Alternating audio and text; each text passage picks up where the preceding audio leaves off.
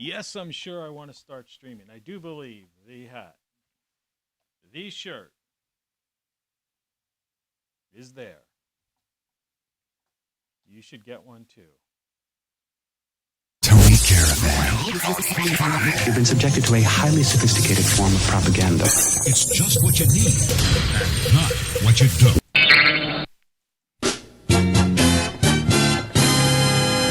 And the mop top is back. And yeah, you see, well, you can hardly see with the microphone face. He wears his own iconic image from the legend. So anyway, you like this new hairdo?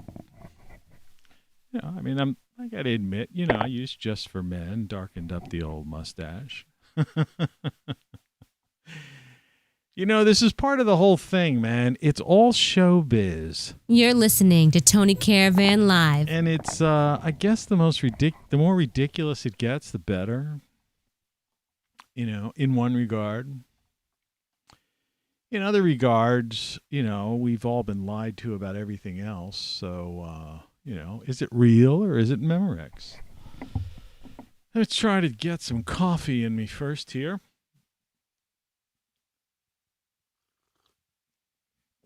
Sorry for the slurp. It's not that hot, though. And quite frankly, it should be. Because I was fairly on time. And I apologize for the cheap microphone, but it is what it is. It's hot down here. What it is, man. What it is. What it is. I was going to follow up with some stuff before we get into the heavy topic of the day. But, I'm just going to flash some stuff up in case you're just tuning in. It happened before. It will happen again. That's right. That is the episode you're watching. So stay tuned. But this is Tony Caravan Live, and, Making up the rules as we go along. And we tend to change things and move things around and go through some stuff for the first few minutes or so. Quality, quantity, and variety. ROCKFLUX. Let's get this show on the road. Yeah, we will. So hang in there because we're also going to be talking about a little bit of, we might even get into the Serapeum, and of course we're going to be dealing with our star. Okay? So for you tuned in, hang in there if that's why you tuned in. But first we got to go through some of the usual nonsensical things that we have to deal with. Boy, it's hot in here. I put this extra shirt on because I thought I might be cold, but I really don't need it. Yesterday I was talking about these magazines that I did. And, people have no idea what I'm talking about. I used to do dining and entertainment magazines. And so it's the holiday season. Right.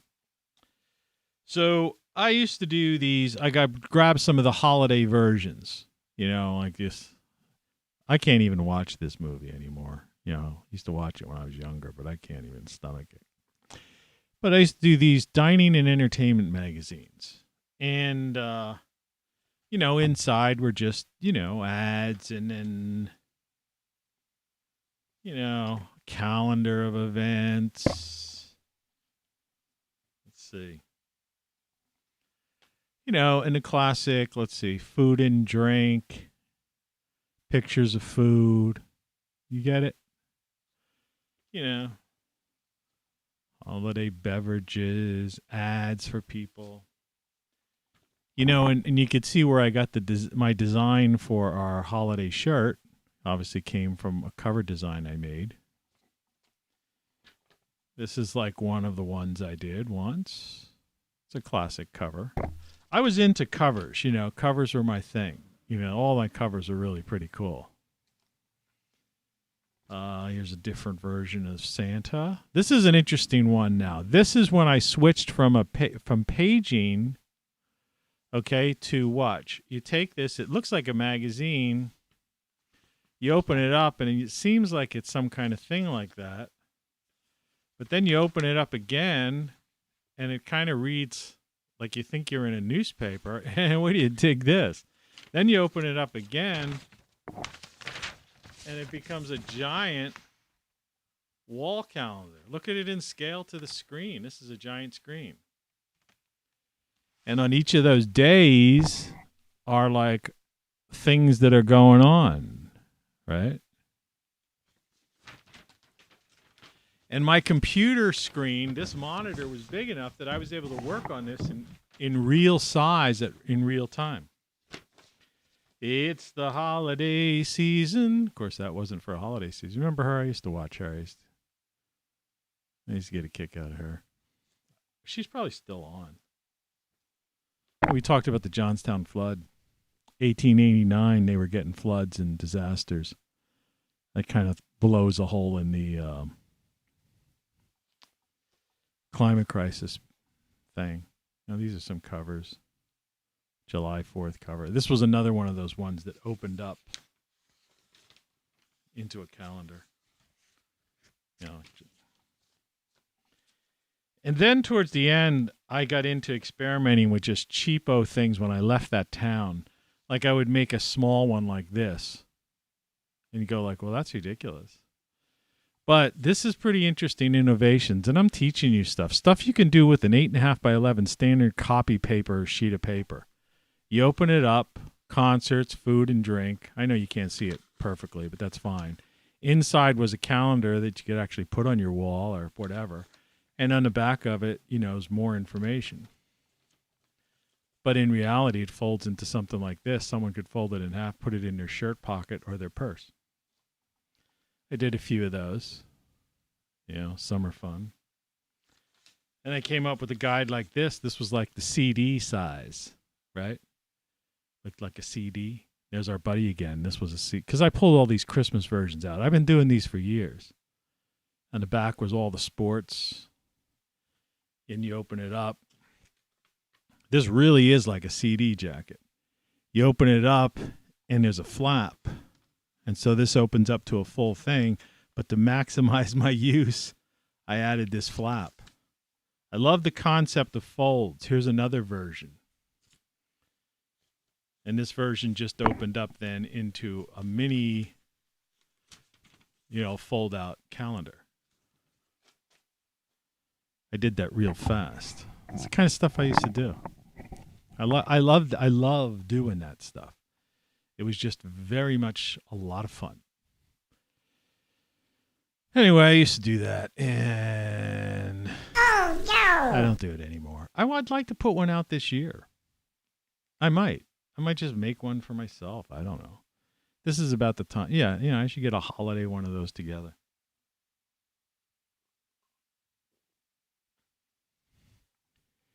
So anyway, let's take a quick look at the news. I glanced at it earlier.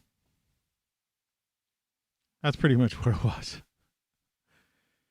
A bunch of cartoon characters saying nothing, right? And why you just don't get rid of your cable service, I have no idea, or satellite, whatever you're doing. Because there's today's news. Something about damage control for Kamala Harris laughing too much or something. I have no idea. It was something ridiculous like that. This is, instead of the grow room, what I thought I'd bring up is this picture. And this is like healthy foods, And,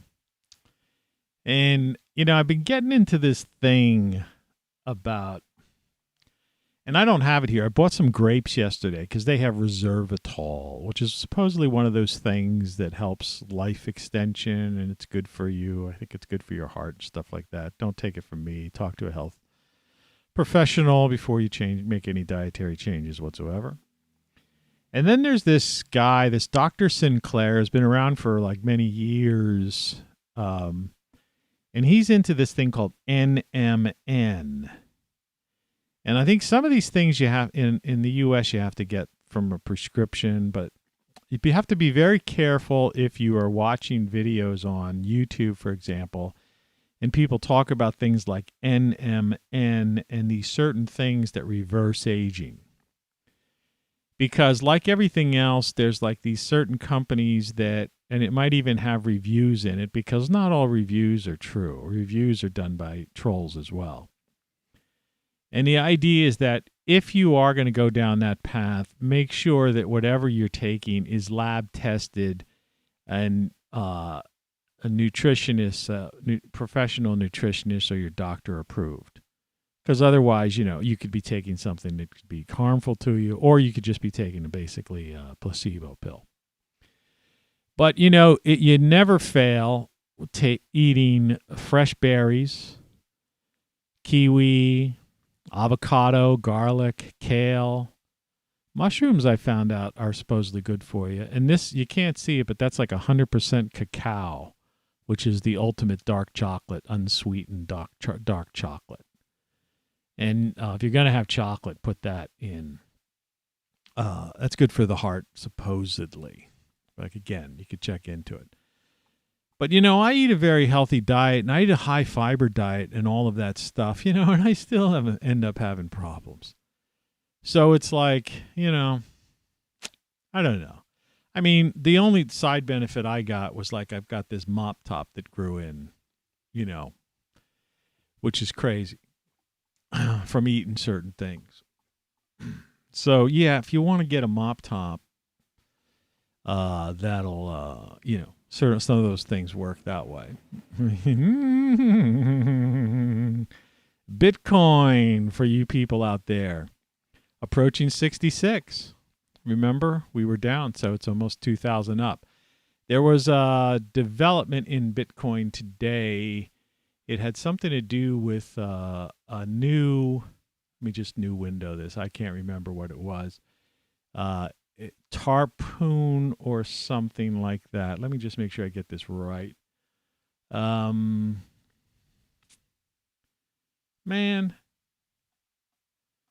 maybe it was in the news. Let's go back to that.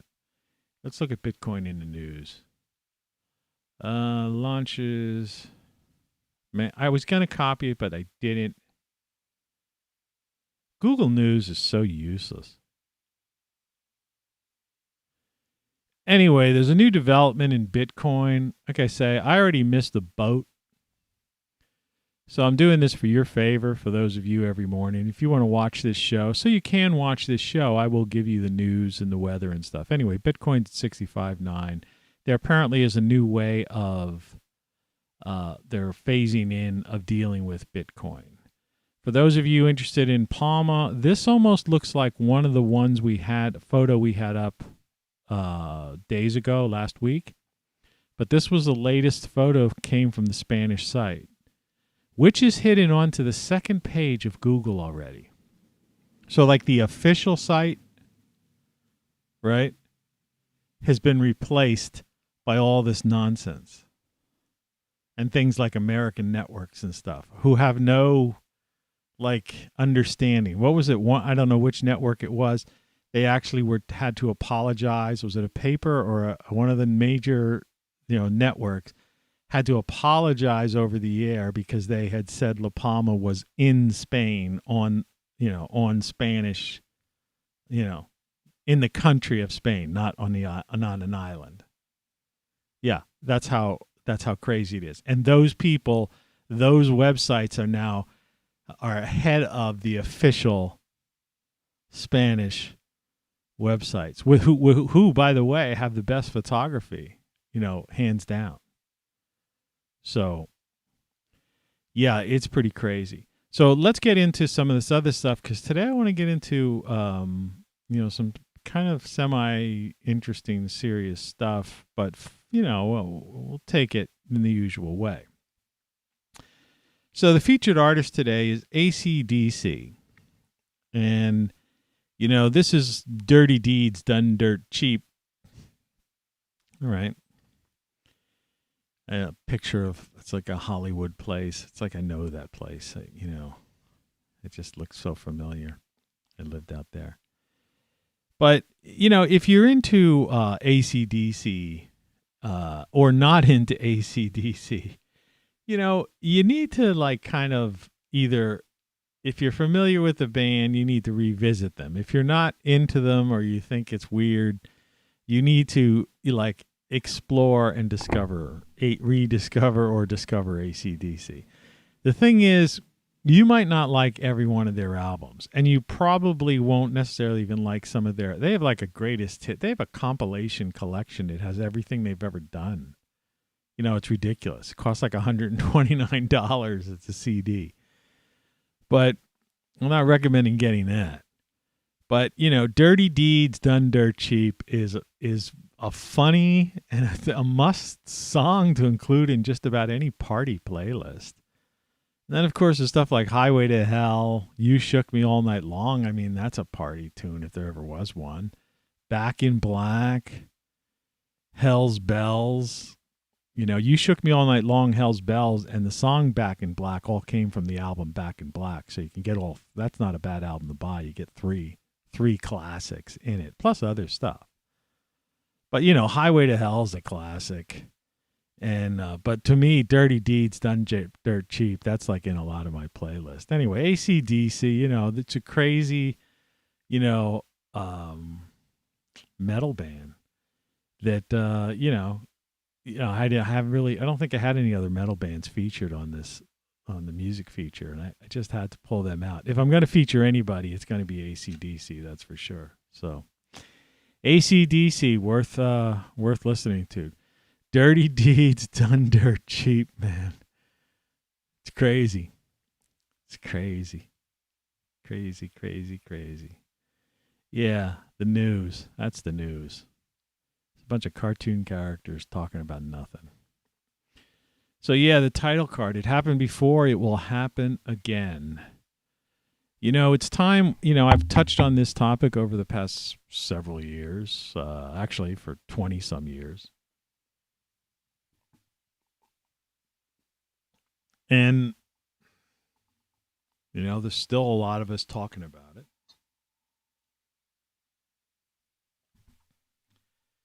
But over those 20 plus some years, more and more evidence has come out.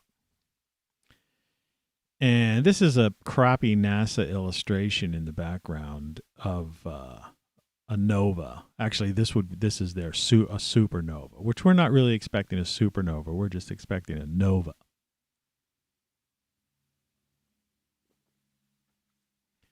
But as Mr. Vogt makes it clear, VOGT from the Diehold Foundation, it's not a micronova. It's a nova. And if you've got time, watch some of his videos on Earth cataclysms and this whole thing. He's got an interesting tale to tell. And like I've said before, Suspicious Observers, Ben Davidson, he's got a lot of videos on this, among others. And a different take on the universe and how things are made. Check out the Thunderbolts Project. These are just the three. And of course, and another idea, not dealing with necessarily this type of Earth catastrophe, but other stuff. Adapt 2030, David Dubine. He's got some interesting videos. Just dip through some of his stuff. He does like timely stuff, like every day he does stuff, kind of like I'm always talking. But I mean, if you look through his collection, sometimes he'll get into, he's got some classics in there mixed in with it, the collection. All right. I mean, I don't know, or do I have 500 videos up? So, for some people, they look at this and it's like, this is a nightmare. It must be a nightmare. And it's going to seem that way, because, the sign, knowing that you might only have 20 years tops before there's a near extinction event. But the idea is that this, when I say it's happened before and it'll happen again, it's like, and if you want to go down this rabbit hole, this is the Serapeum. These are these ridiculously large, unbelievable heavy, tonnage, measured in tonnage, that are put in these little alcoves, all right? And, and you could see how they fit, how the lids are open. There's nothing found inside of them. So someone swiped what was ever in there out. But whatever was put inside these unbelievable things that could not have been created in like the Egyptian dynastic period, was a previous civilization. And these things are in a place that it is impossible even today to get them in the spots they're in with our heavy equipment that we have. So it's a mystery how they even got them there. And they couldn't have been built there. I mean, they're carved out of out of solid, like granite or whatever that stuff is. I'm no rock guy. All right. And then on the sides of these is like scribble from the Egyptian dynastic period. It's almost like graffitied and stuff. And so the Egyptologists, try to date these things around that time because they say, oh, see, look, it says such and such. And the same goes on with, like around the pyramids, the Sphinx, and other locations around Egypt that deal with all these various dynasties. And like I say, the dynastic period of Egypt. But what people have been discovering, those really looking into it, and like I say, I've been involved in this for well over 20 years.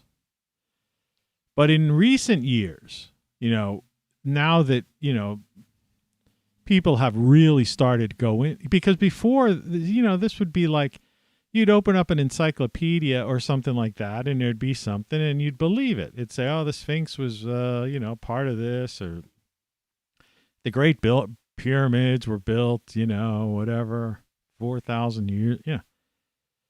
And people just, okay, it's like everything else. You just take it. You don't know anything. You don't know what you don't know. That thing above me, which is also available on a shirt, just like my mug, And so, how do they know? They don't know. Well, anyway, so they didn't know. The fact is they didn't know. They were just guessing, right? And we were taking the word of these people. Well, since then, fortunately, people have gone in and really investigated and gone in with high-resolution cameras and all sorts of, ground-penetrating radar and, the technology of, the last decade or two.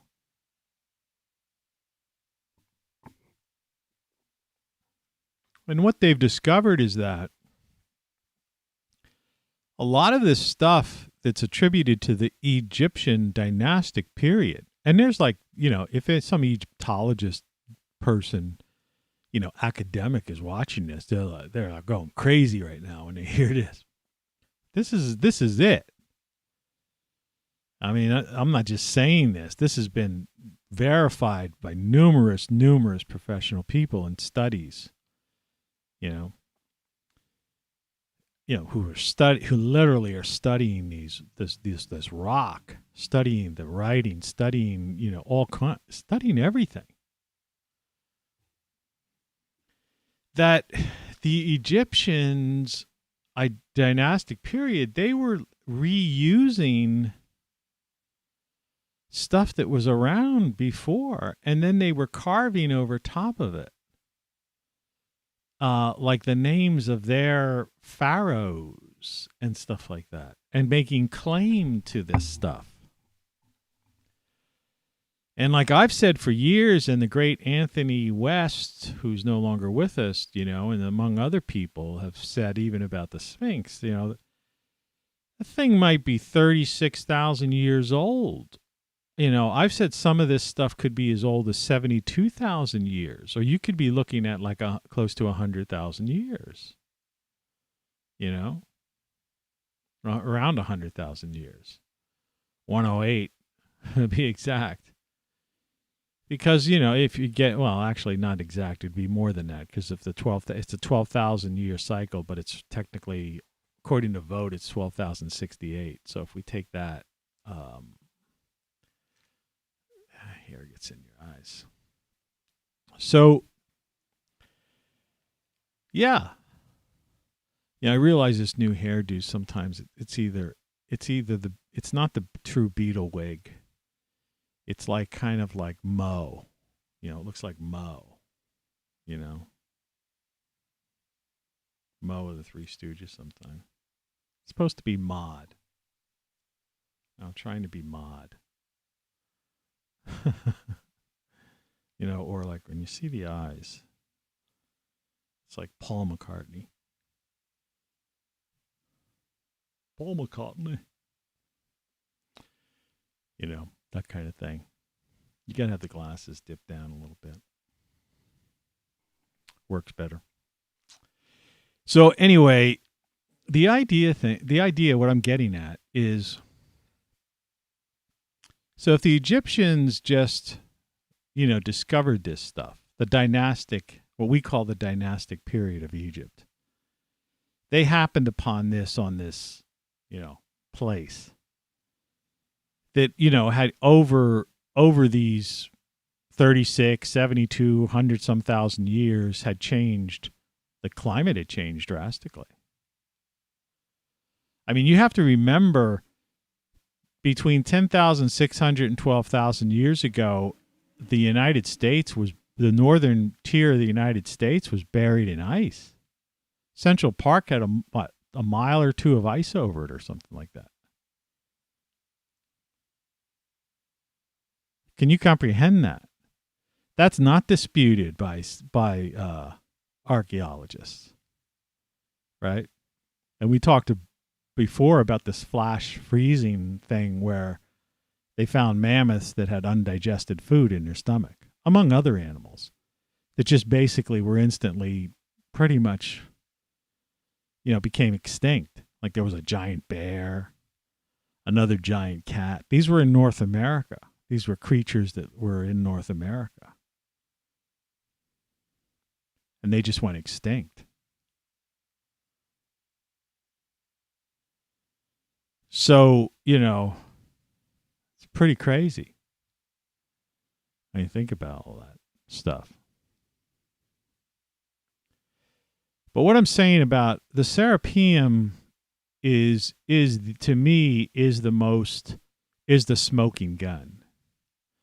Now, you can't see it on the side of this because, these people like Getty Images and these stock companies, they swoop down and they offer money to anyone who's taken a picture, a photo, who's gone there, so that they can get it and get control of it. It's like these people that buy up patents, right, and copyright stuff.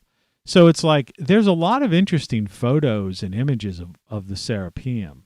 But it's like, they got like stock photo things on. You can't really get it. They want you to pay them money, for it.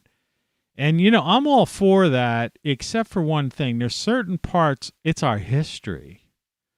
So in effect, they're almost pricing it, putting a price on the truth and saying, if you want, because nobody else is talking about this. So except guys like on YouTube. And so, and a guy like me, I'm not making a dime. You haven't bought, you didn't buy a mug. You didn't buy one of my, shirts or hoodies or anything. I've got everything except the Freedom is Fun one, which I'm going to get soon.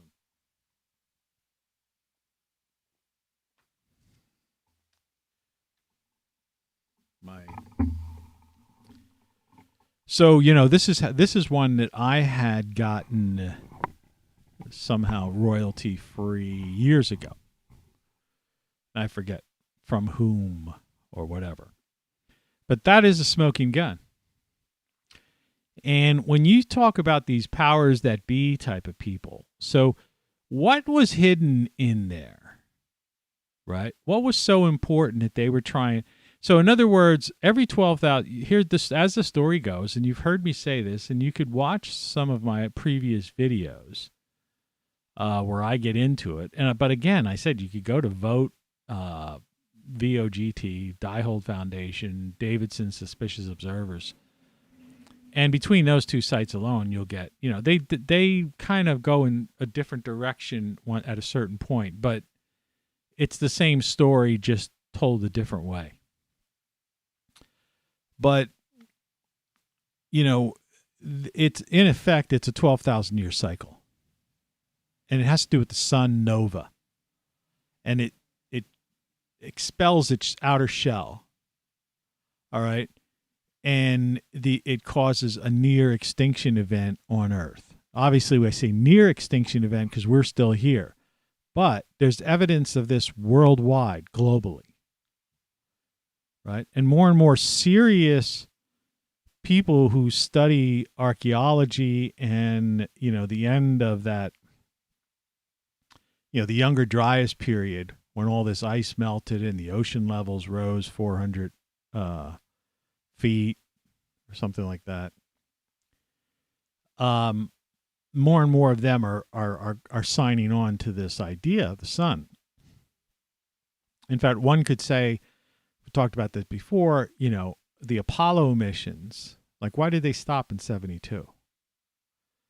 Well, Apollo was the sun god. So one of the purposes of the Apollo missions, there was like three purposes of the Apollo missions, kind of. One was, it was to be a cover for our testing our intercontinental ballistic missile systems, the rocket test. People don't think about that, right? So our excuse for us to, to be, we're not making intercontinental ballistic missiles testing, longer range missiles. We're making rockets to the moon, the space race. Right. The other was Kennedy's promise to give America some kind of thing, to look forward to, this, the American dream, the future, think positive. That was the era of the world's fairs and all that kind of stuff. And last but not least, Apollo was the sun god. So the one other school of thought that's been put out there is that these little beads, they found them on Mars too. These like glass beads. They call them Martian blueberries. If you're familiar with this thing, and they find them here on Earth. And so one of the lunar missions was to get that third proof that this sun actually does this. Does nova. And indeed, they did discover the same on the moon. And so NASA has known this. And then there was no reason for it, because that was the underlying mission. See, this Apollo, the sun god, they wanted to see if the sun was really going to do this thing. I had done this thing. Because they had an idea that if it had indeed, it was a cyclical event.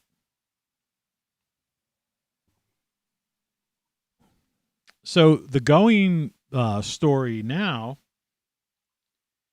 is that every 12,000, or whoever you go, 12,068 years, whatever, but approximately every 12,000 years or so, you have this, the sun goes through this cyclical expelling of its outer shell.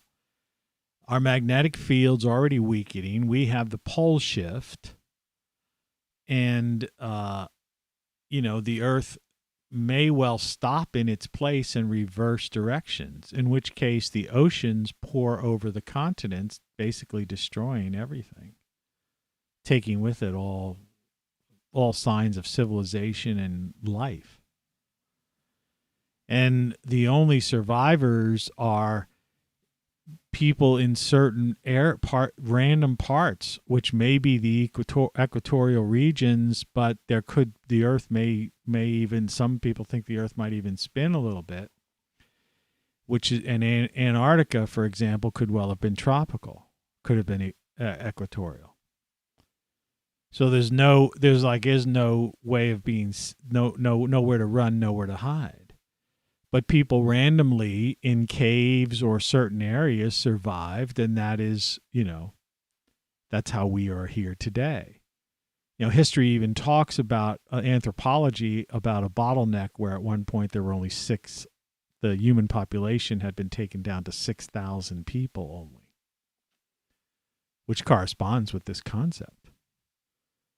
So imagine 8 billion people on the planet and only 6,000 people out of that survives. That's pretty crazy.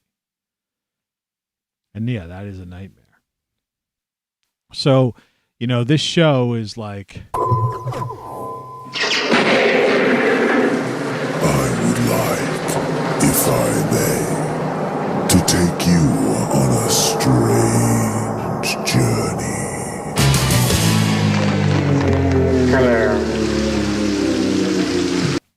hello. I haven't done that since Halloween. But that's a good one. Oh, no. So, in my nutty professor look here, the glasses. Actually, I don't mean to make light of this topic either, okay? But, it's, what am I going to do? So, yeah, so the sun does this thing, right? This thing does this thing, right? Do you remember 2 shows ago? And if you haven't seen it, and I'm not going to bring it up because I've already, there's only so many slides I could keep active at a time. But I showed you the size of the Earth compared to the sun. In that case, I was talking about the idiocy of people saying, well, how come aliens, It's like the Earth is a dot. We sent Voyager out there, and at one point they had Voyager cameras turned back to, take a picture of the Earth from when it reached out at the outer edge of the our solar system, and the Earth was like a dot. Looked like when you look up, on a starry night, if you're in an area where you can actually see stars still. The Earth was a dot.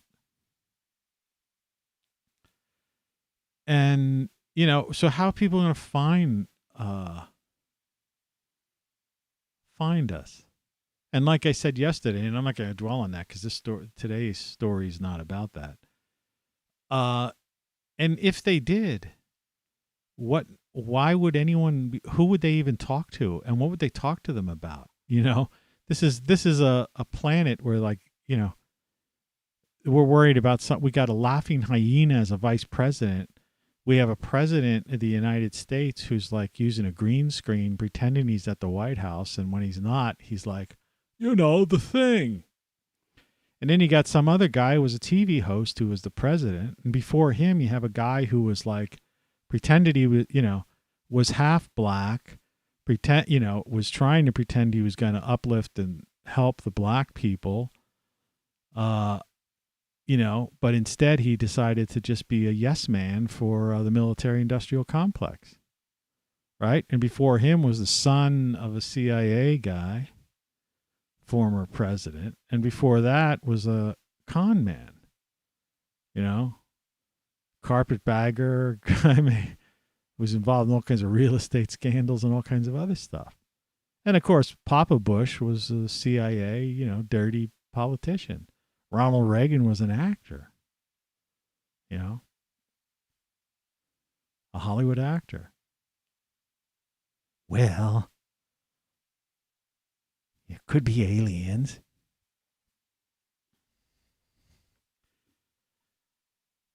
So screw politics. Everything is wrong. You have to come to that realization. Wear the shirt. That's the shirt you get, You get my holiday stuff. I have my holiday moose shirt, right? Like I showed you on the book. But you also get everything is wrong. Game over. You don't know what you don't know. These are the shirts you buy. These are the gifts you give for holiday. These are gifts under $20 or around 20 some bucks.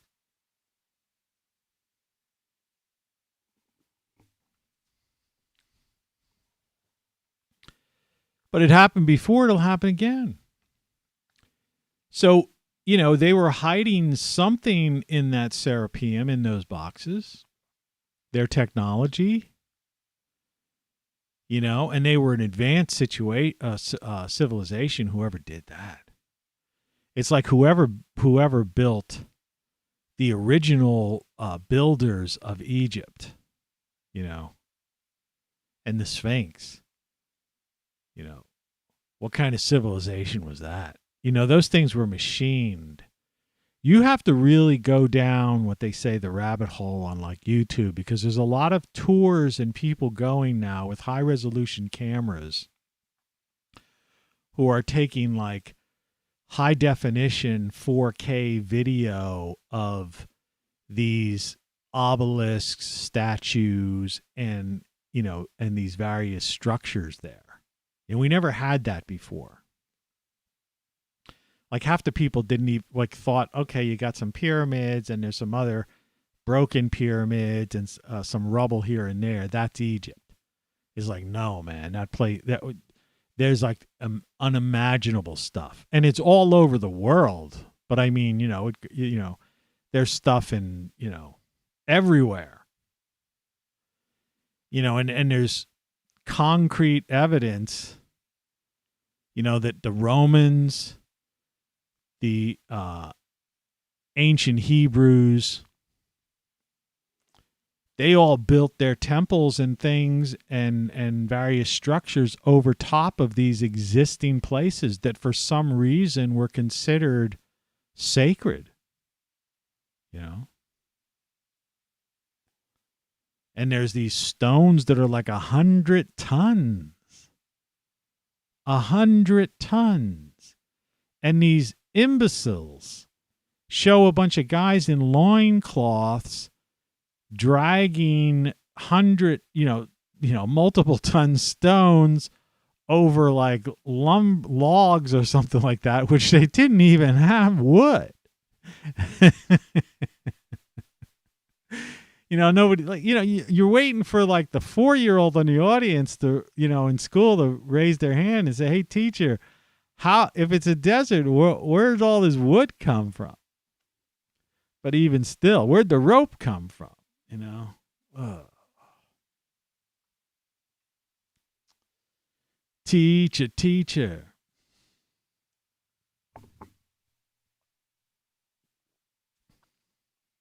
Yeah, it's hilarious.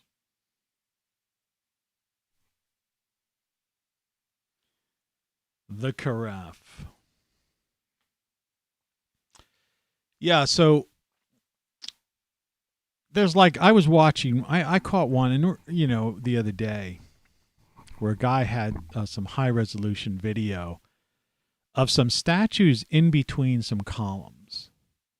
And clearly the columns were added later, probably during the dynastic period, but that the statues had been there way longer. Excuse me. And they were really more,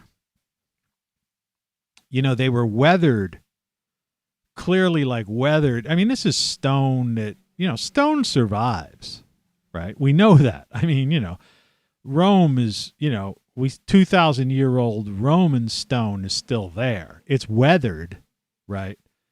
But it's still there, and partial structures are still standing, that haven't been destroyed or pillaged. Because this is what people do. It's like the pyramids. It's pitiful. All those stones that were taken to build buildings, in Cairo and stuff, churches or mosques or whatever, people just, oh yeah, let's just take these things down. Or we'll build something over, hey, this is a cool spot and this will make for a good foundation. Let's build something over top of this because it's level. Because how did they know how to level something like that and have a sound foundation like that? But there's this one spot that's really mind-blowing. It's actually more than the Serapeum, and I wish I would have. See, I watch this stuff upstairs on I have YouTube app on my Fire Stick, so it's on my TV. It's like a TV app. And so I can't screen capture up there. And then, like I said, it's in a different account. And I don't know. Look, I've already, it's 5:55 a.m. The prep on this show, it's like I can't do everything here. I'm doing a daily morning show, basically. So I'm bringing you as much as possible and turning you on to things. And it's up to you to basically dig deeper and go, if you want to go down the rabbit hole and find these things. And I'll point you in a direction, and I'm turning you on to things, and you could figure it out. So I wish I don't lie about this stuff. I'm not going to mention something that I'm telling you what I saw. So here's these statues that these guys have like belts on with knives, like on the belt, and they're assorted. Like some knives are in a different position, it's like around their waist. So there's like a knife on a belt, which is interesting to begin with, from thousands and thousands of years ago, but it's wind and weathered for over clearly from over millennia, many millennia, more than the Egyptian dynastic period. Okay.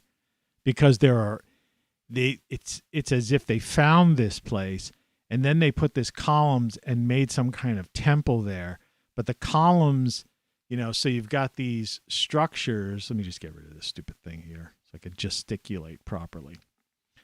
So you've got these statues, like I would be one of these statues with a knife around my belt, carving. And then on either side of me would be these columns. So they built some sort of,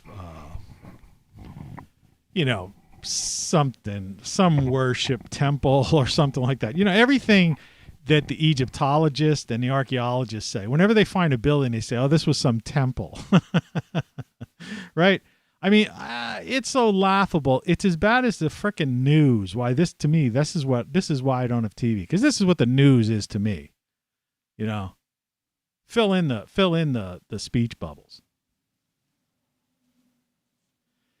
But whatever it was, some kind of place, it could have been an administrative place where they collected taxes or something.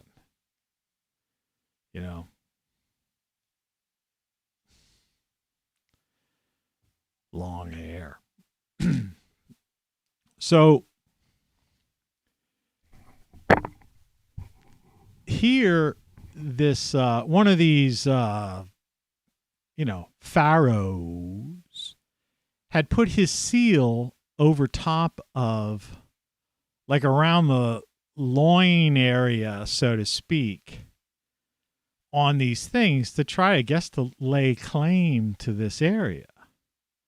You know how they have that weird, it's kind of like an oval type of seal that the Egyptian dynastic pharaohs used. And then inside it kind of had some kind of thing, like maybe like the bird or some kind of weird thing in there with some, what I'm talking about. I'm no Egyptologist, all right? But I know enough, right? Like I say, I'm not into jargon. Even when I was in various industries, whether it was, entertainment, film, any kind of thing. I just, people talk jargon, screw jargon.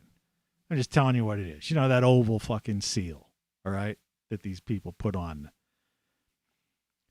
And it's clearly, so on a couple of them it was fine, but on one or two of them, the seal went over top of the knife, part of the knife. And the depth and the carving from the dynastic period clearly showed a difference in time by, could be 12,000 years or more. Could be, it was fucking obvious. It was fucking obvious. that they were, someone was trying to like just, it would be like you going to a museum or somewhere and finding a classic sculpture, the Pietà, right? And, etching your name or your family crest, if you have something like that, on the leg or something of it. And the style, everything from the style of how you carved and etched to the actual, just the look that it was clearly, this smoothness of the marble or whatever was used, compared to this scratching, etching, which could be done by master craftsmen.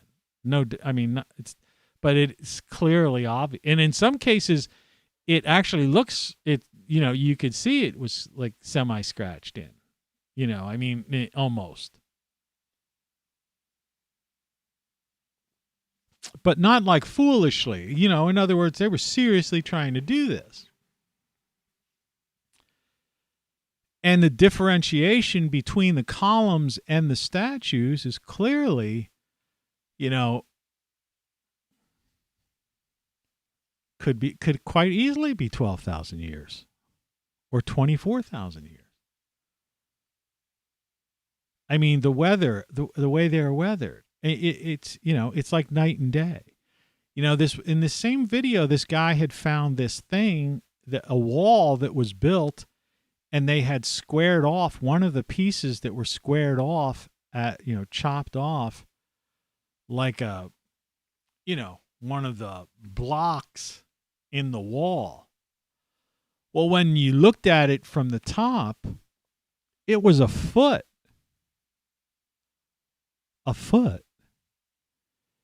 from some ancient, must have been a humongous statue, something, like 80 foot tall or something. But they had managed to saw it or whatever. I mean, we know that the Egyptians had the capability of doing some weird sawing with sand, water, and copper saws. Like they did have they found primitive tools that were capable of doing certain things, right? But all their primitive tools, all those tools show on, are like dead giveaways on top of these ancient ruins that they were trying to lay claim to. And so you had these pharaohs that had claimed themselves to be gods, right? And it, and this is ours. We've but the fact of the matter is, no, they happened upon this place. And then they just systematically started to lay claim to everything there. And with the primitive tools that they did have, they were able to, they bastardized the sites, right? Took rocks from here, so they probably did have some guys in loincloths dragging certain things, moving, restructuring, they probably had the ability to raise some columns here or there, or do some stuff, just like the Romans. But when you look at that place, I think in Lebanon, where that's where that 100-ton big rectangular rock is, piece of stone. It's like the Romans had no capability of doing that. No one. We don't even have the capability of doing that. Right? And there's things like this found all over the earth. So I'm convinced, and I'm just giving you something recently, just a recent example. There's a dead giveaway. Some of the other ones, these guys had to really get into looking at it, through laboratory examination, and chemistry and, things like that. Literally like testing, the carving, with some dropper of something and then the rock next to it or this, that, the other, and, and doing that sort of thing. But I mean, like I say, with the advent of like this high definition photography and ground penetrating radar and all other sorts of like magnetic type of, the technology of our age, we've been able to blow holes through all those, British explorers and tomb raiders that went down there in the early part of the 20th century. That kind of stuff. People searching for King Tut's tomb, that kind of crap. Gold. People just wanted to get gold, gold and goodies, and in the name of the God save the Queen. But like I say, when you look at like the Serapeum, there was something put in these boxes because this ancient civilization, which is beyond Egypt, really, they must have known this thing was going to happen, because when the sun does that thing, okay, that's like a super EMP too. So it's quite possibly these were almost like this whole tunnel system, and then these boxes were like Faraday cages. And so they could have this is where they could have archived all of their key technology, key writings, books, whatever, however they even stored their stuff. Some kind of advanced holographic, who knows what they were using 72,000 years ago, 100,000 years ago. All right? And that was hiding it from that. So they put it in there. But when these things were finally discovered, they were all open and this area was empty. So the question is, who raided? Who were the tomb raiders? You see? When were those tombs raided? Was it the 20th century, or was it the dynastic Egyptians? Did it happen 6,000 years ago, 12,000 years ago, 20,000 years ago? In other words, were those things placed there 36,000 years ago? Did that previous civilization, or 72,000 years ago, did those previous civilizations know that, like we know? See, here's the sad part about this thing. This is supposed to happen right now. The timing of it is like 2046 or something like that. It's 2021, 2022 for all practical purposes. So this is 24 years away. I mean, conceivably I could live to see the end of the world. I hope. All the problems I've had. But most people, conceivably could, younger people alive will live to see the end of the world for all practical purposes. Because what survives is back to basics. And that's why people think that civilization began, until they discovered Göbekli Tepe and stuff. It wasn't even 12,000 years. People were talking about the Sumerians, and a little bit earlier than that, the beginnings of like so-called civilization and agriculture and, community writing and all that kind of stuff. But Göbekli Tepe's changed that, and then since then, some other sites have pretty much said, well, no, that's not true. And now all this study that's gone on in Egypt, which is being completely ignored. I don't even know if Graham Hancock is talking about that. He may well be. I haven't read haven't had a chance to read his book. I've been so busy. Right? His last book. But the thing about it is, these are recent discoveries, and using recent technology. And I'm not sure for sure, but I think even Randall Carlson is starting to come around to this line of thinking. He was more pushing the asteroid or something that melted that ice in North America. I'm not sure if he's come completely over to this side yet or not.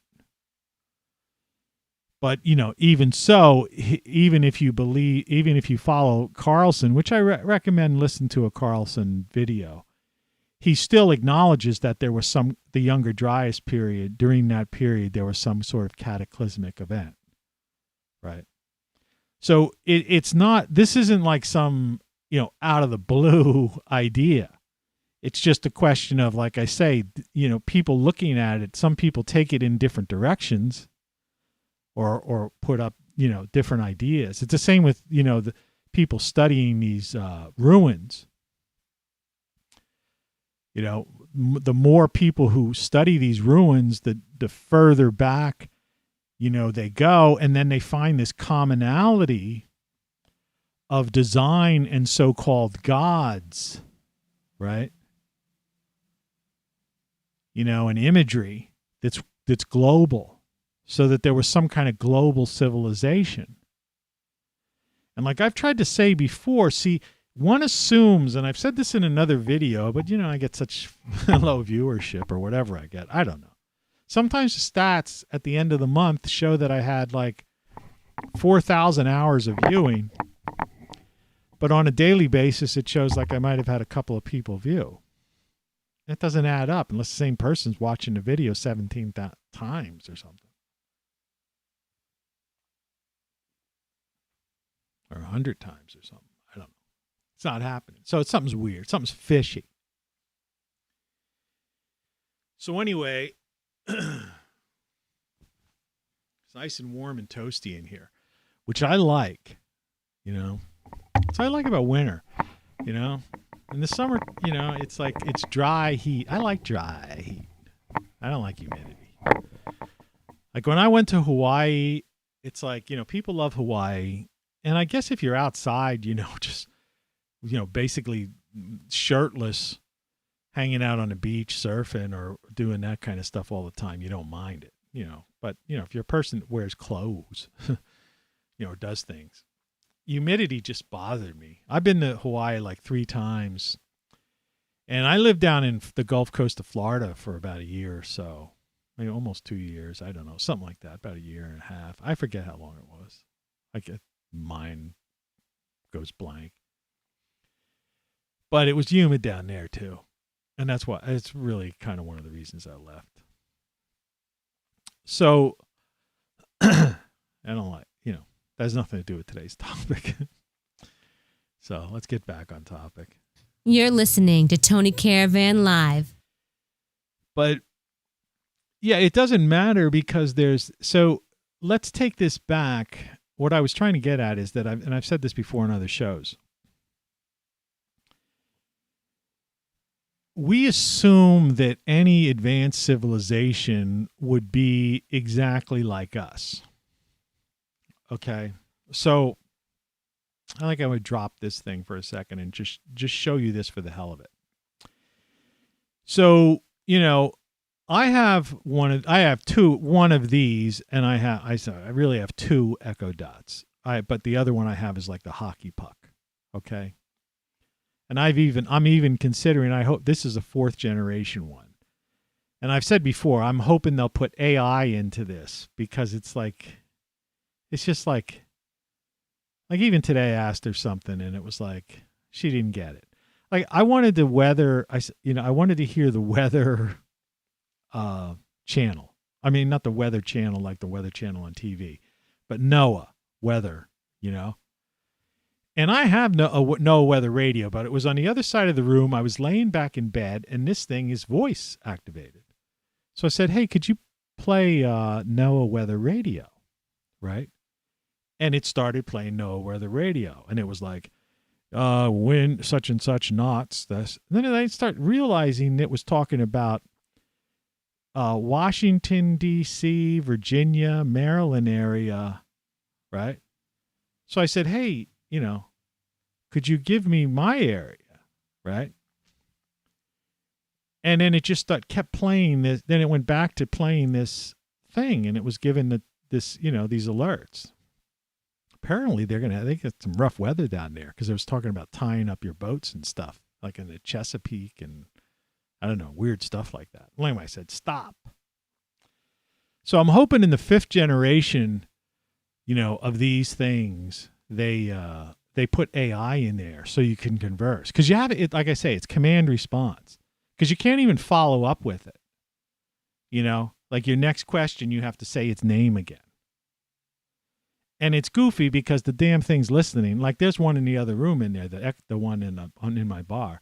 And it's listening and taking down everything I'm saying anyway. So there's no reason why it can't. So I hope the heck they do that. As opposed to like Tesla's trying to make those robots. Okay? So what I'm saying is that the reason I bring this up and how this fits into today's topic is different technology. So someone like me or another civilization could have had a voice-activated, computerized, technology, that was beyond even this ball, right? Like this whole Zuckerberg's metaverse type of thing, but eventually all this stuff could be virtual. But then again, if you think consciousness outside of the brain and metaphysical, forget metaverse, what about metaphysical as opposed to bioelectric, right? So, you don't know. There could have been a civilization 72,000 years ago, 36,000 years ago, or 100 and, 108,000 years ago or something like that. That,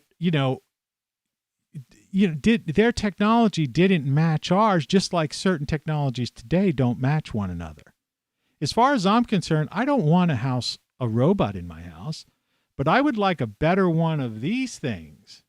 The darn camera's backwards. That's why everything's a mess. That's why my hair's a mess and everything's a mess. Because you can't use it as a mirror. It's screwed up. It's like left is right and right is left. It's goofy. Fix it. So I just, and eventually they'll do that. They have to. I mean, people will demand it, right? So, maybe that kind of technology was hidden, not in their fruits, but was hidden in their various, in the Serapeum, so to speak, hidden in these boxes. And then other stuff would have just been destroyed. Okay? Because the march of time, like people are thinking, well, where are their tools? Where are their things? Where are this stuff? Where is all this goofiness, right? And I'm going, well, maybe they didn't use that stuff, maybe they didn't get sidetracked into cumbersome and clunky technology. Maybe they bypassed all of that crap, and they had a singular focus. And maybe part of what happened, we have like, what's in the Vatican archives? I still would like to know. Like what, that I think that's you cannot, they have no right to hide the history of the planet from the people who live on the planet, right?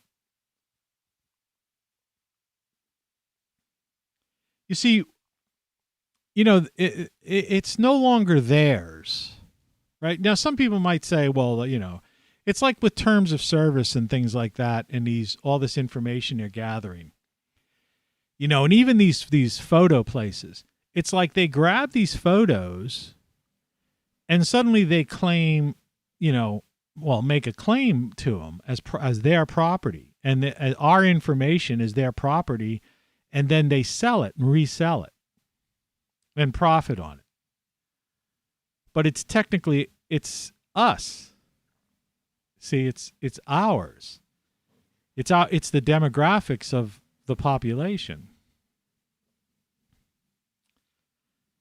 And so in the Vatican archives, if there's stuff that's been in there for 2,000 years that tells of a different thing, and they're afraid it's going to freak out somebody and they're going to lose parishioners at churches because something goes against something that's been written. You know, the Council at Nicaea, which revised the Bible anyway, right?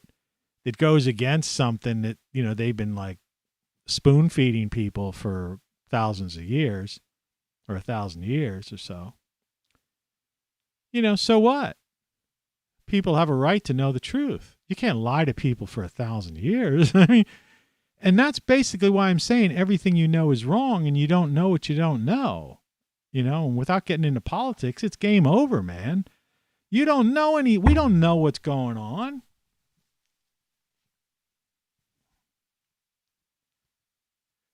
They lie to kids. They have nursery rhymes. It's revisionist history. The whole thing is, you don't know what to believe.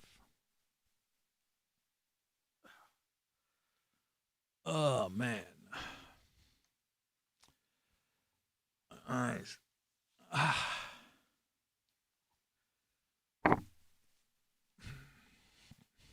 That's better. I don't need to work any controls. I can't see hardly anything anyway. You know.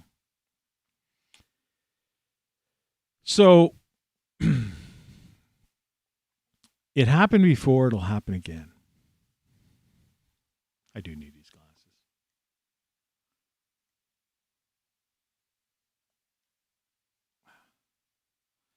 There's just too much stuff to read on the screen. Look at it did to my nose when I had them dip down there. See, that's why I took them off. It's like indented my nose. So much. It's crazy. Was in pain.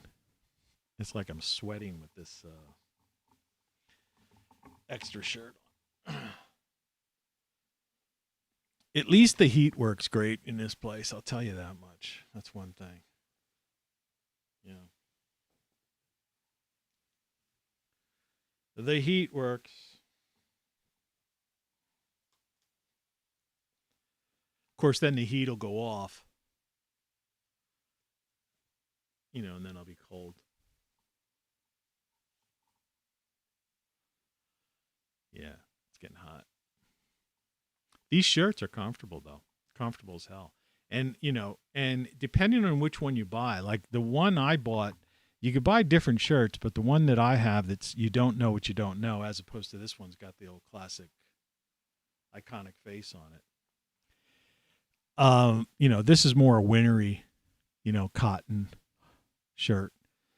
But you could get some classic, softer shirts. Like lighter, summery shirts and stuff. I mean, the selection is unbelievable. Go to ROCKFLUX.com. Anyway, so the technology, you assume that people will follow that a previous civilization had a high culture, a high civilization existed the same way we do. But we don't. We have this weird, warped, throwaway society, disposable, planned obsolescence culture, society, whatever you want to call it. Right? It's this corporatocracy, crony capitalism. It's not really capitalism. It's not, it's just messed up. Will that indent on my nose ever fade? It's weird. That's a thing about old age, by the way.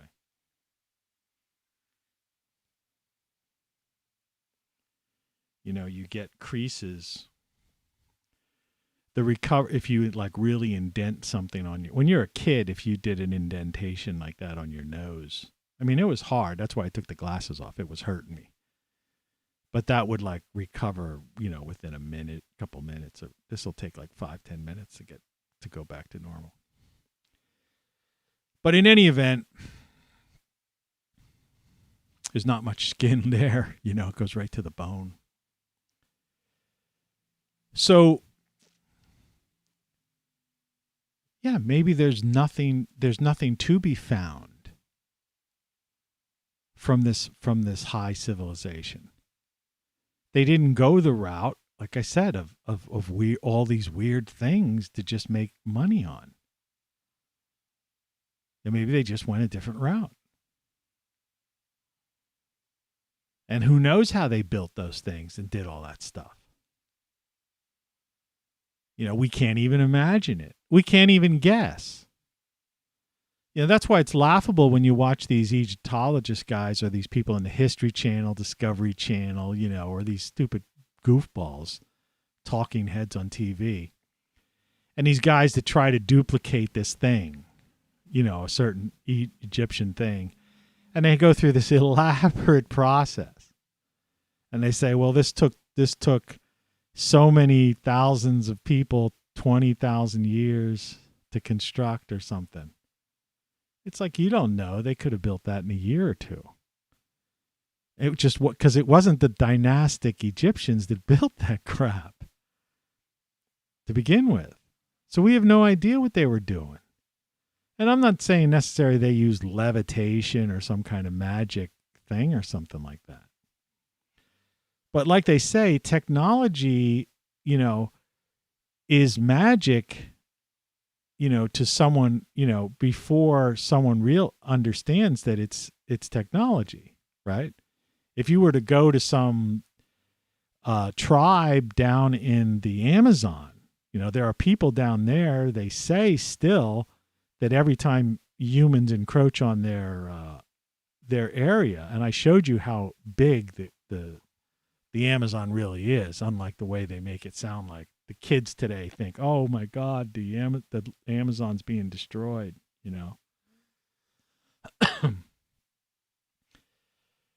And they just go further back into, into this forest area, which is so vast, it's incomprehensible.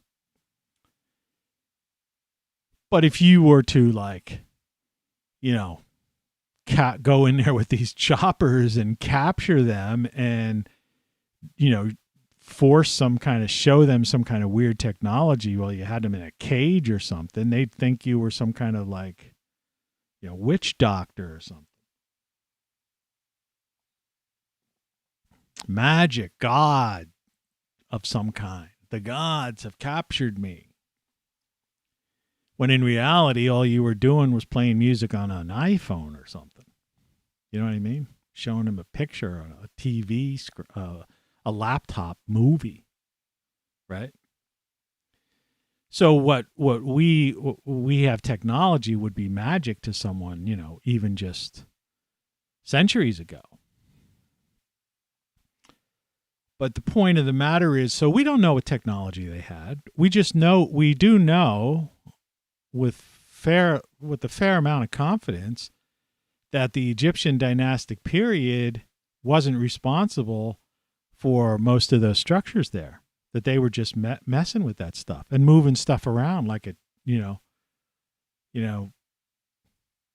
taking stones, moving things. Yeah. Kind of like what you do. Like when I bought this house, there were some certain things in the yard, and there was even some things in the house. In fact, there's a horror story I wrote in my book, but there was a box,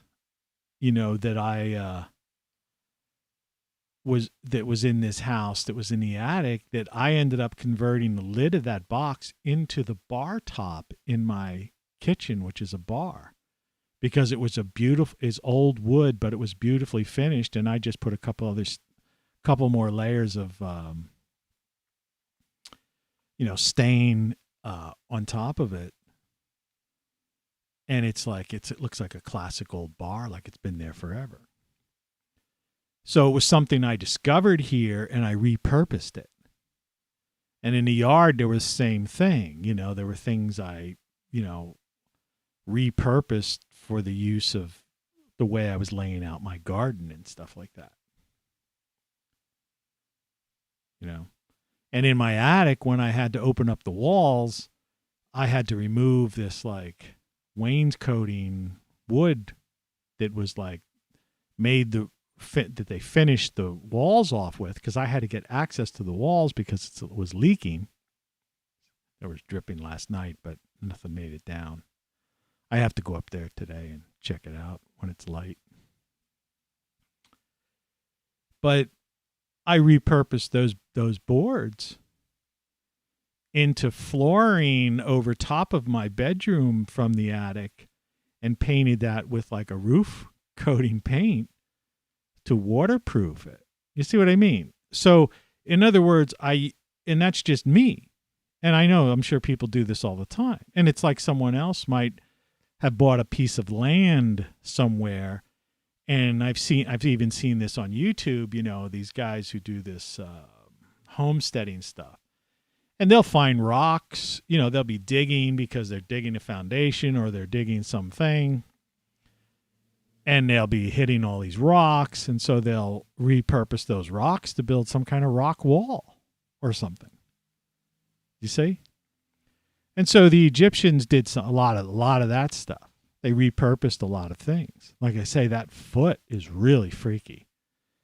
You know, in other words, they had the ability to like saw a straight line. They couldn't drill holes and do the types of sculpturing of that stone. That was done, you know, way prior to the Egyptian dynastic period. You know, you could just see the quality of the work. It's like, it would be like trying to attribute some, you know, modern day sculptor, you know, to, like I said before, to like Michelangelo or something, or Michelangelo's crew.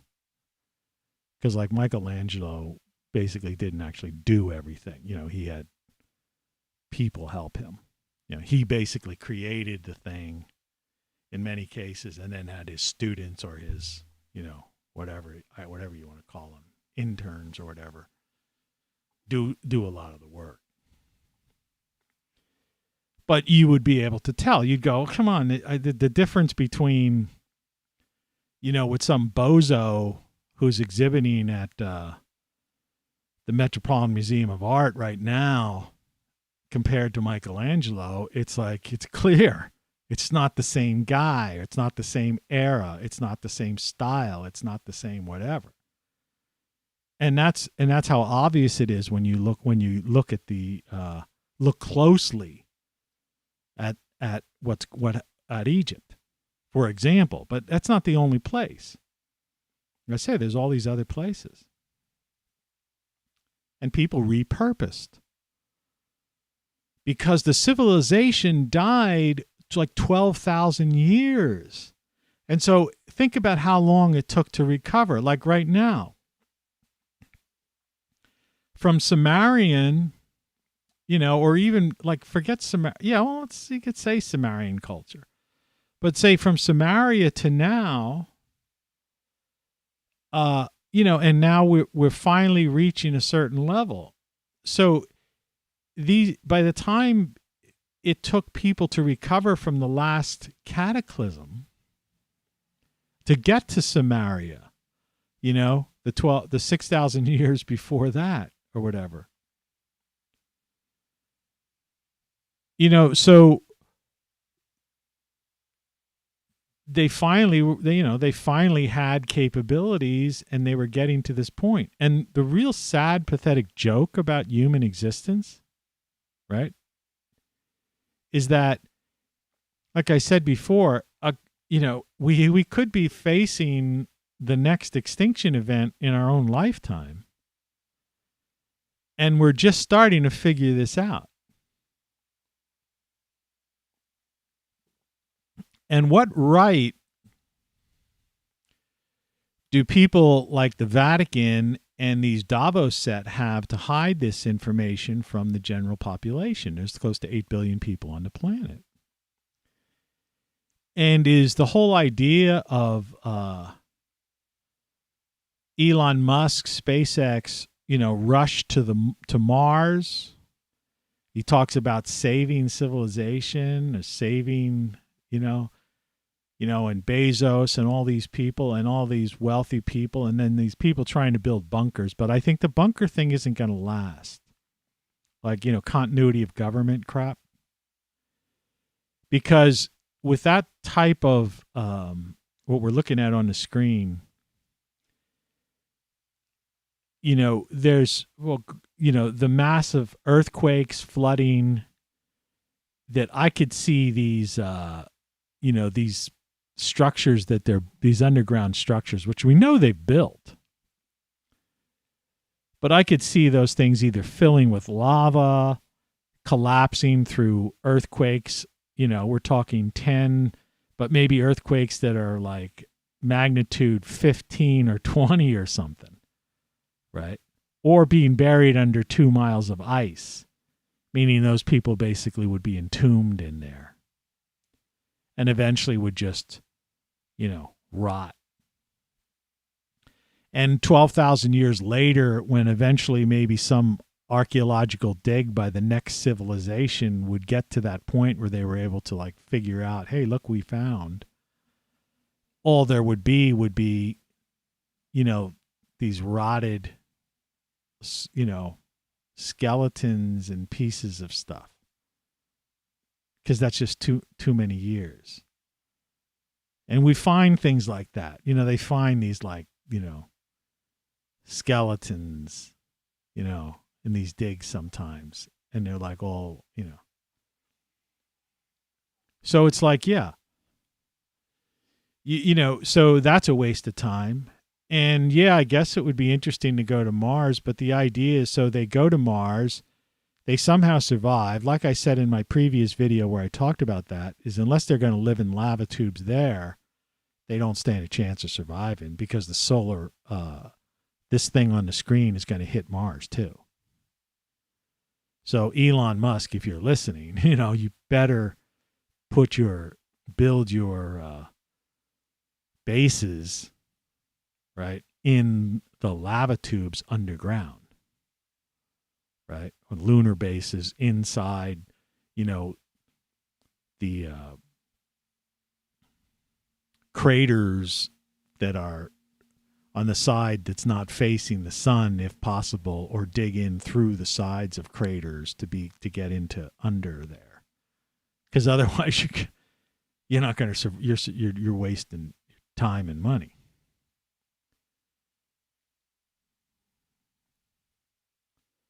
But they're doing that, and it makes you wonder, right?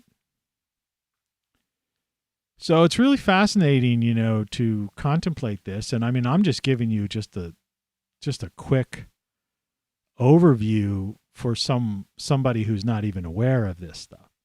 If you're aware of this stuff, you know what I'm talking about. You don't need to hear me say this. But we're at that point, and that's, so it just brings up this whole idea of the hypocrisy of these people, the idiocy of politics, the goofiness, the waste of time with television, right?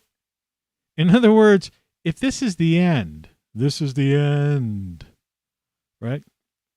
If we're staring down, if we're on, this is the precipice of extinction, right? Forget dystopia. We're already living in dystopia, right? If we're staring down, the barrel of the sun's nova, right? And it's going to come at us like a freight train in our own lifetimes. And we're wasting our time watching Good Morning America or something goofy like that. Or arguing over Orange Man bad or Dementia Joe or some laughing hyena vice president or Nancy Pelosi, who's some kind of stretch skeleton woman, however, corrupt politicians and bureaucrats and, all these weird alphabet agencies that are up to no good. Right? And these all this domestic, groups and arguments and legal things and, the stuff people are caught up in.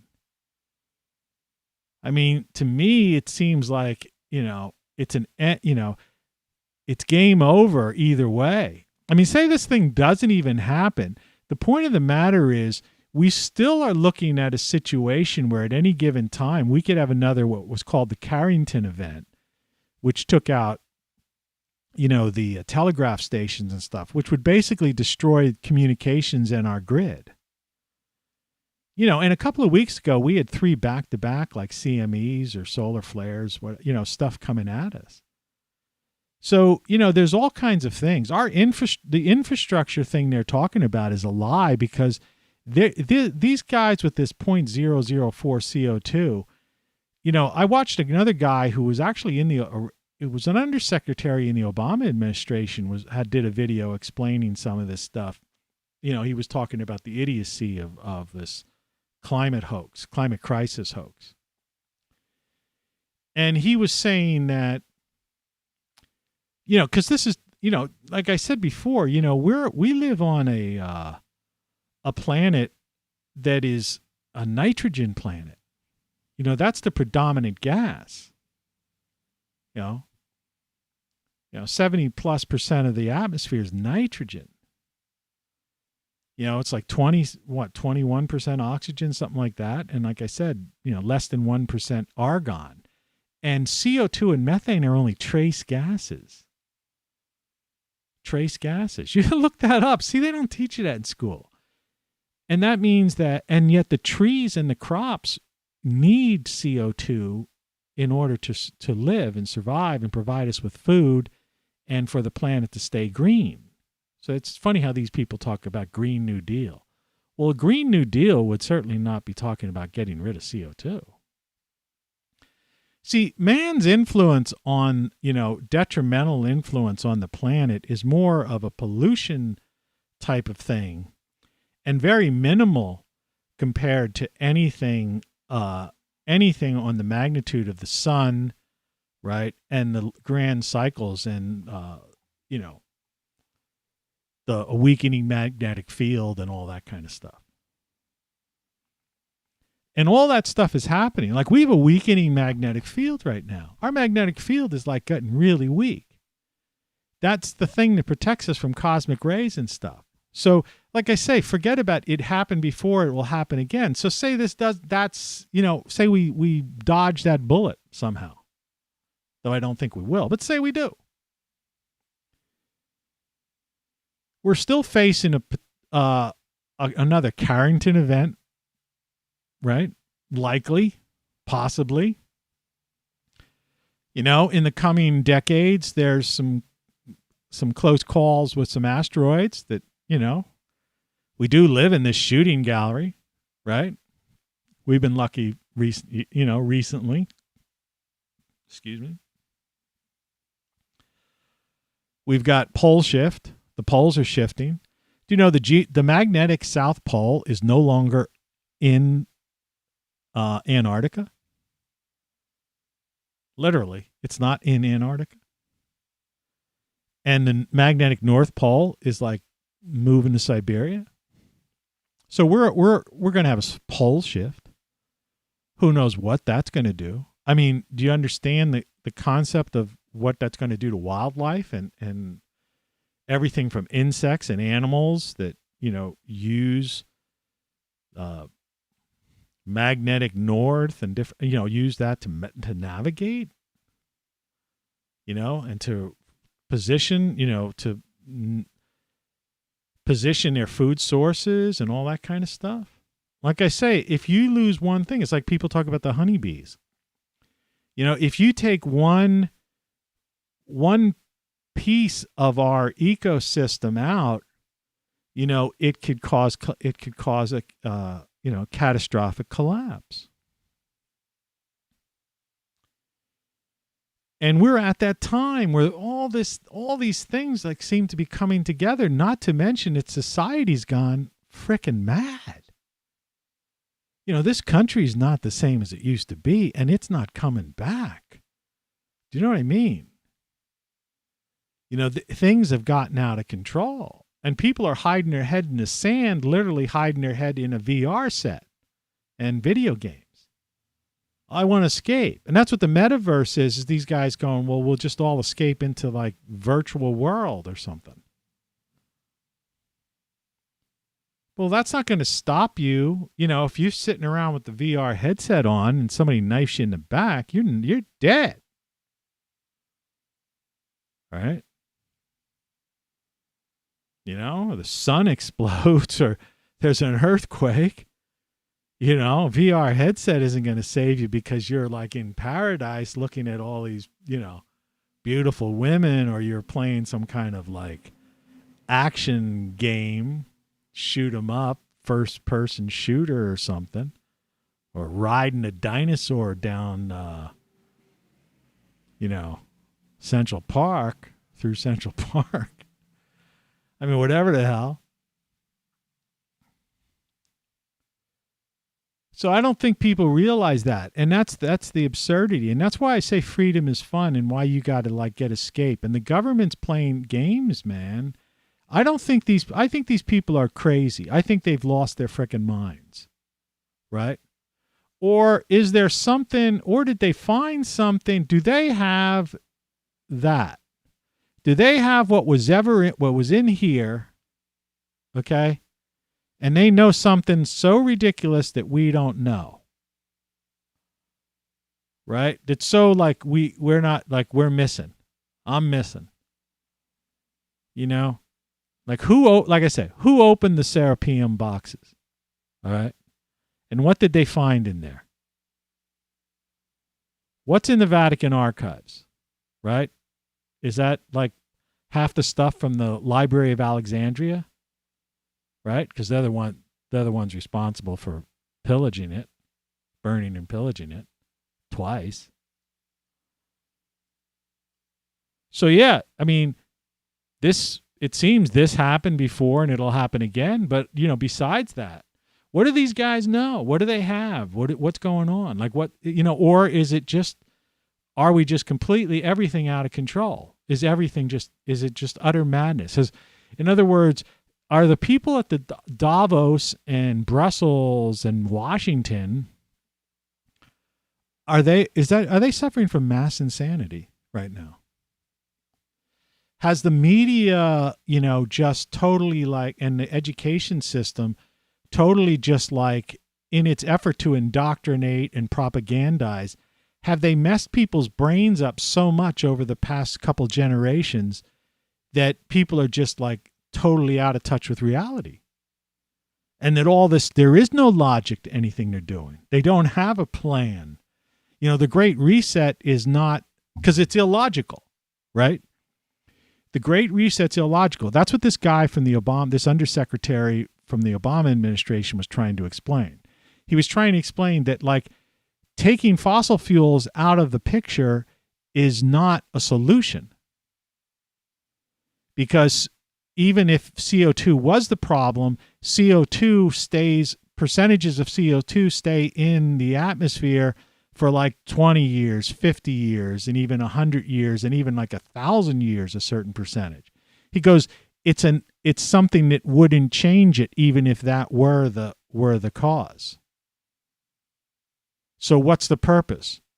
And so by eliminating them, all you're doing is what? Freezing all the people in northern and southern latitudes, depending on where the axial tilt is, the season, right? When cold weather comes and you don't have fossil fuels, as you know, people call them. I call it carbon-based fuels because we're carbon-based life forms, and it's a carbon-based civilization.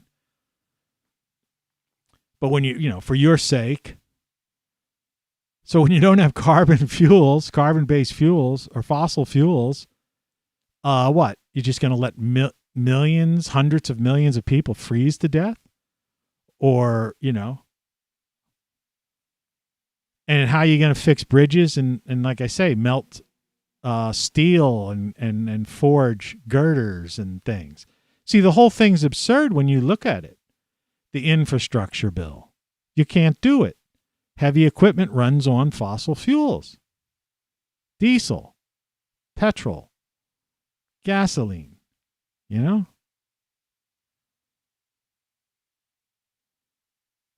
People have propane heaters. I have natural gas heat. And I'm sure that natural gas, some of this stuff has come from fracking and stuff.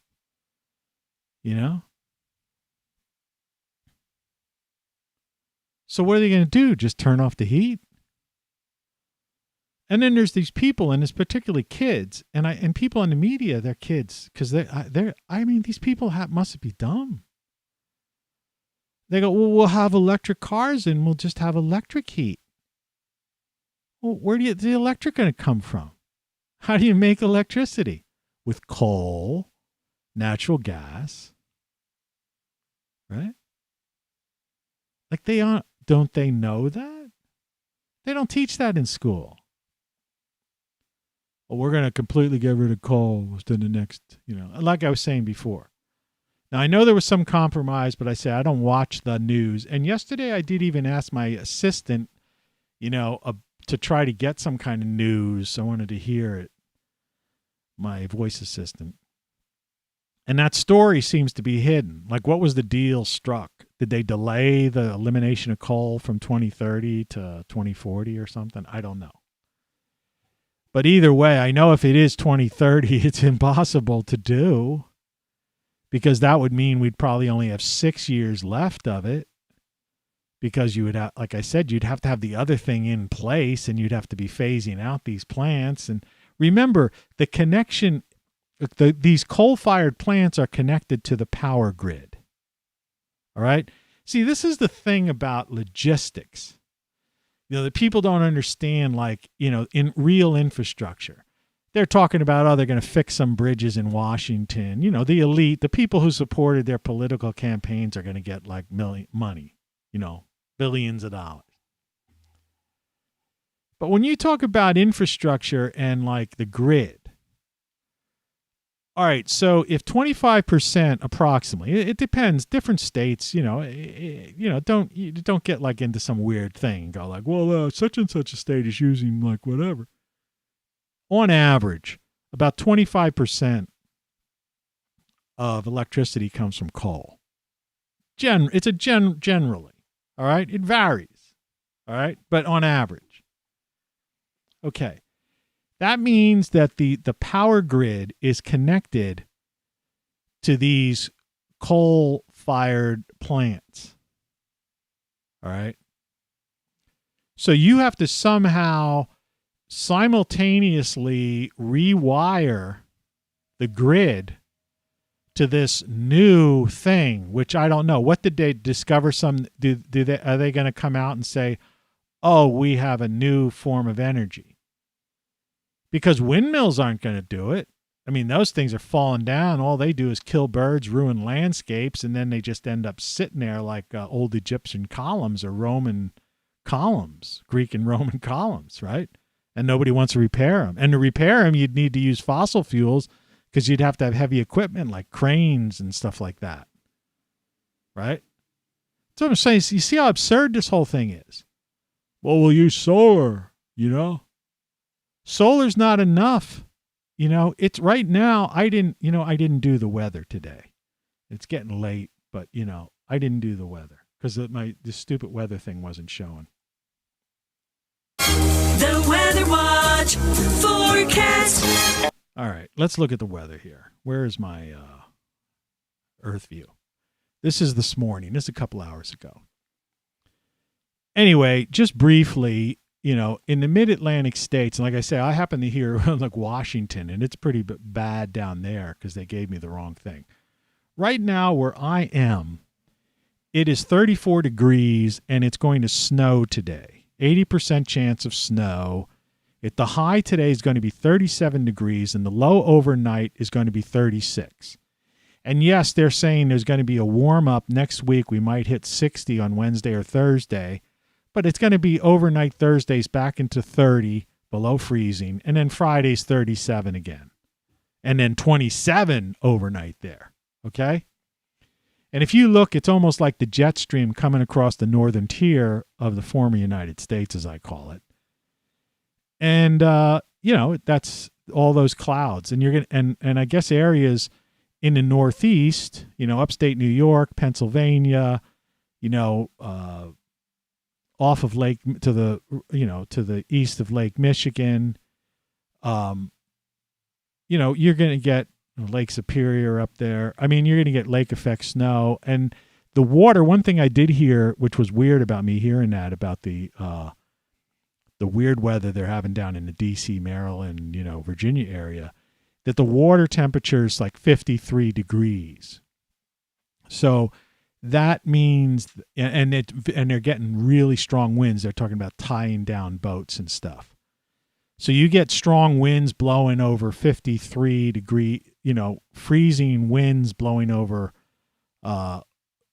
warmer water, and that's kind of lake effect-ish type of stuff as well. The Weather Watch forecast. So what I'm trying to get at is that, the whole, and in Canada, so the whole northern United States and Canada, and remember, I've said this before, what happened in Texas last year wasn't climate change.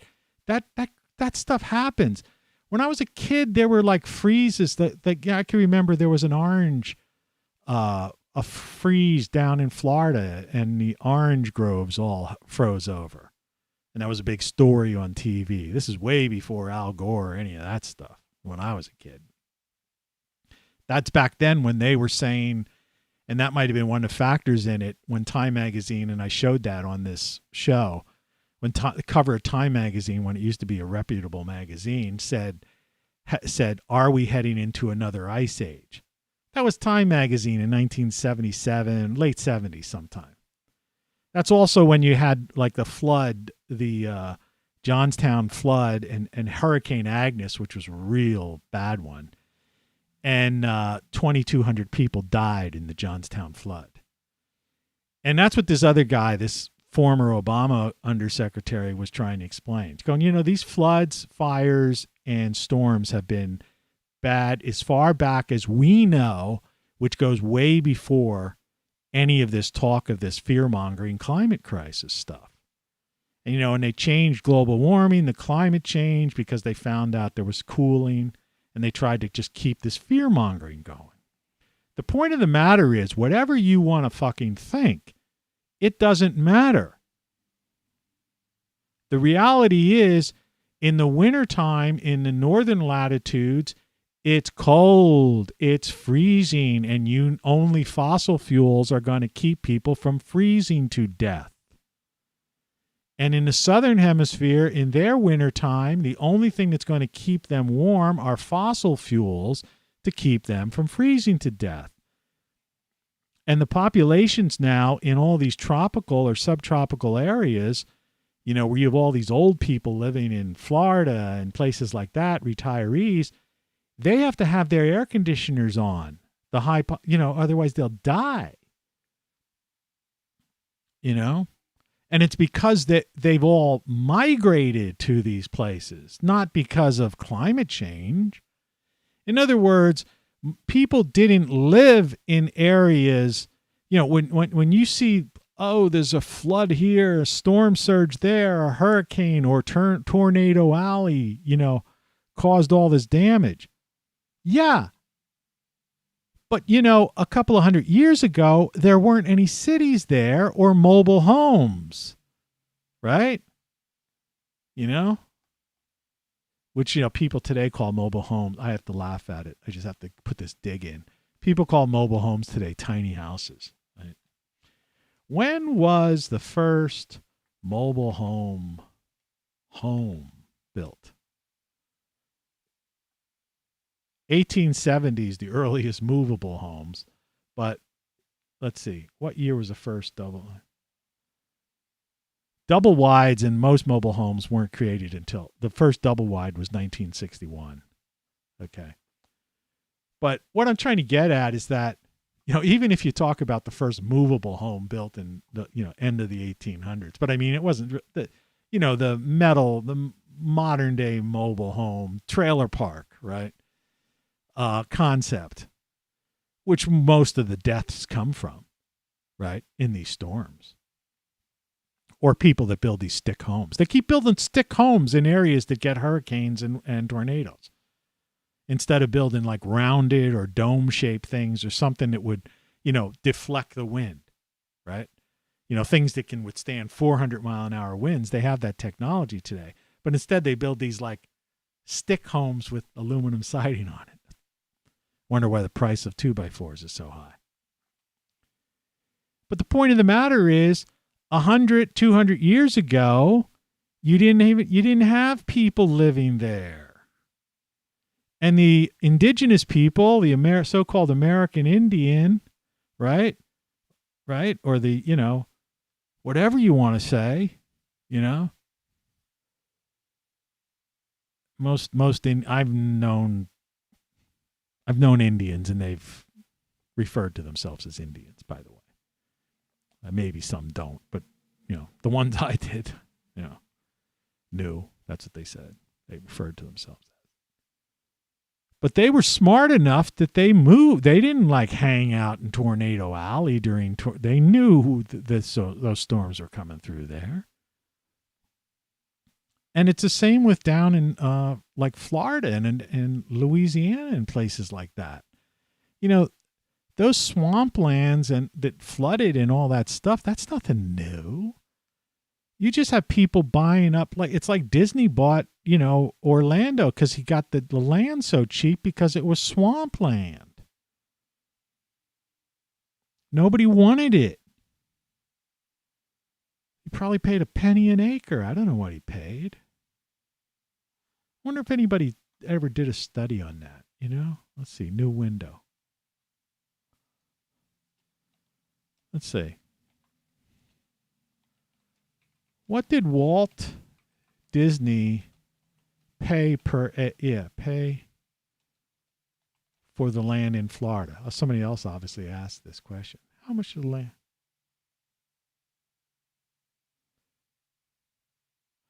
That's partially why Walt bought the land in the first place in Florida for Walt Disney World for $80. He paid $80. And his last for $80,000. Let me see if they can explain this. In 1964, Walt Disney began secretly buying millions of dollars worth of Central Florida farmland as vast acres there. How much did the land for Disney World cost? First acre of land in Florida for Walt Disney World for $80. He was paying $80 an acre when he was buying it. $80 an acre,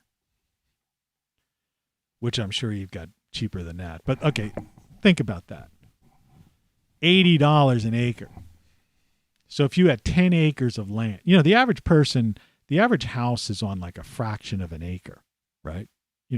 Quarter of an acre. You're lucky. That's like a decent, you can have a yard and stuff on a quarter of an acre, right, of land. So he was paying $80 an acre. Imagine 10 acres. 10 acres is a pretty decent sized land. That would cost $800. All right. So that's what that land was worth back then. Okay. Right. 100 acres would have been $8,000, right? 100, you take 100, you add a zero for the 80 onto it. Yeah. $8,000 for, 100 acres of land. 100, yeah. Imagine that. So the point of the matter is, even if he spent $80,000, in the end, and they expanded, because once Disney built Disney World and Epcot Center and stuff like that, the land prices went up like they always do. That's a real estate game. The point is, though, he was buying that stuff for $80 an acre because it was swampland. Nobody wanted it. And hurricanes came through all the time. Florida was a bunch of orange groves. Tropical stuff, tropical fruit. So anyway, that's a little bit off topic, but we're getting to the end. I think I made my point. It happened before, it'll happen again. And do you see the idiocy of following politics? Do you see the idiocy of social causes, of all this bullshit that's going on in society? In other words, this is the frickin' news. A bunch of speech balloons, people talking, who even cares what they're talking about? That's the way I see the news.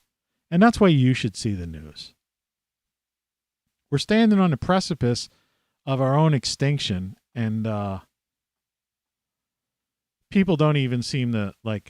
This is insane. This is insane. This is insane. So anyway, I'm going to go. That's enough. Buy something. It's the holiday season. So you need to, before I stop my stream, go to rockflux.com, get a shirt, buy my book, go to Great Solar Stuff, get something. It's going to get cold. The power might go out. Get one of those power things. At least go through my website onto use Great Solar Stuff as your gateway to Amazon, right? And buy some stuff. Buy one of my books in print, then what? And then while you're on Amazon on that same buying thing through my thing, get yourself some whatever.